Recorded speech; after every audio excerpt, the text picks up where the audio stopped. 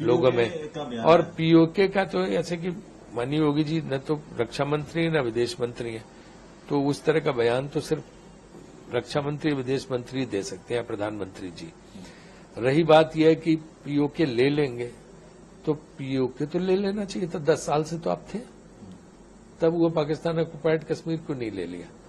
10 साल तो कोई कमी नहीं थी, पूरी सत्ता जनता ने दी थी, आपको बहुमत दिया था स्पष्ट, आप ले लेते, क्यों नहीं लिया 10 साल?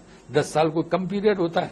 इंदिरा गांधी को तो एक बार सत्ता मिली थी, उसने बांग्लादेश बनवा दिए, टुकड़े कर दिए पाकिस्तान के। ये कांग्रेस का रिकॉर्ड है कि हम जो होता है खुल के दिखाते हैं, करके दिखाते हैं। हमने पाकिस्तान के 2 टुकड़े करवाए, पाकिस्तान के 2 टुकड़े उस जिस समय हुए, इंदिरा जी की भूमिका को आप देखिए। तो हमने तो, हमारा तो सामने रिकॉर्ड पड़ा है, वो कर देंगे, करेंगे, बताएंगे। तो वो हमेशा जो है भविष्य काल में बात करें, बाद में कुछ करते नहीं। तो क्या ये बीजेपी का रिकॉर्ड है। इलेक्शन स्टंट लगता है आपको? टोटल इलेक्शन स्टंट बना। 10 साल से तो सत्ता में हुई थे, हम थोड़ा थे, ले लेते, क्यों नहीं किया? पर कांग्रेस का क्या स्टैंड है पीओके? कांग्रेस का स्टैंड है कि पाकिस्तान ऑक्युपाइड कश्मीर भारत का अभिन्न अंग है। अच्छा, एक प्राइम मिनिस्टर जो आ रहे हैं अभी पंजाब में, इसी विजिट से क्या लगता है कि नहीं, उसकी विजिट से जो है ना, माननीय प्रधानमंत्री जी को जो है सब जगह चुनाव प्रचार करने पूरा अधिकार है, हर जगह चुनाव प्रचार करें, यहां भी आएंगे चुनाव प्रचार करने, उसमें क्या बता, सब जगह जा रहे हैं। तो पंजाब में जैसे आप अलग अलग लड़ रहे हैं, यहाँ पे इकट्ठे हैं, बाकी जगह इकट्ठे हैं, आम आदमी पार्टी और आप, तो क्या लगता है कि अगर जीत के आएंगे तो फिर? देखिए, परिस्थितियां हर जगह राज्यों के अलग अलग। जैसे हम केरल में हमारा लड़ाई कम्युनिस्टों से हो रही है, लेकिन वो भी भाजपा विचारधारा के खिलाफ है ना।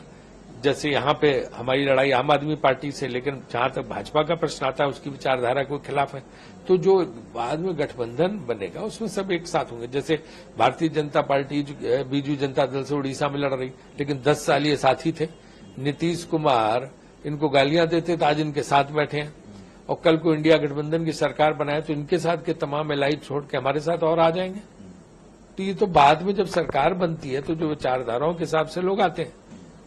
और जो नेहरू जी को टारगेट करते हैं, कल मध्य प्रदेश के सीएम ने दिल्ली में किया है। देखो, अब नेहरू जी 1964 में उनका निधन हो गया, लेकिन आज तक उनको भाजपा ही गाली दे रहे हैं।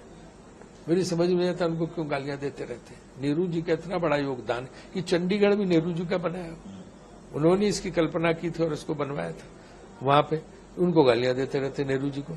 अब खैर मैं बुरा भी नहीं मानता हूं, क्योंकि जब ये अटल बिहारी वाजपेयी को भूल गए, अडवाणी को भूल गए, जिन्होंने इन्हें बनाया था आज के नेतृत्व को, आज देखो ना, एक भी बैनर, पोस्टर, झंडा, जब कहीं भी होर्डिंग लगी हो भाजपा की, अटल बिहारी वाजपेयी का मतलब टिकट नुमा भी फोटो दिखा दो, कहीं जिक्र ही नहीं उनका। जबकि उन्हें मरे अभी कुछ ज्यादा दिन नहीं हुए हैं, कुछ ही साल पहले मरे। लेकिन अटल जी जिनका इतना बड़ा योग, उनको ही भूल गए, अडवाणी जी को भूल गए, जोशी जी को भूल गए। तो जवाहरलाल नेहरू की तो गालियां देना इनकी फितरत में। ये जब जो है संबित पात्रा इनके जो है प्रवक्ता, राष्ट्रीय प्रवक्ता, वो कहते हैं कि भगवान जगन्नाथ मोदी जी के मोदी भक्त हैं। सोचो, कमाली हो गया, भगवान के ऊपर ये सब काम कर रहे। माफी नहीं मांगी, बाद में तो माफी मांगी, तो दूसरों की माफी तो आप मानते नहीं हो, कहते रहते हो। राहुल जी से कुछ निकल जाए वो तो फिर पूरा चलाते हैं, तो वहां पूर्ण नहीं है, यहां पे ये मांग रहे हो। ये तो आदत इनकी कहने की। इन्होंने कहा, मन में वही था, बाद में जब लगा वोट का नुकसान हो जाएगा तो ये कहने लगे, जब वोटिंग वहां हो जाएगी फिर वही कहने लगेंगे।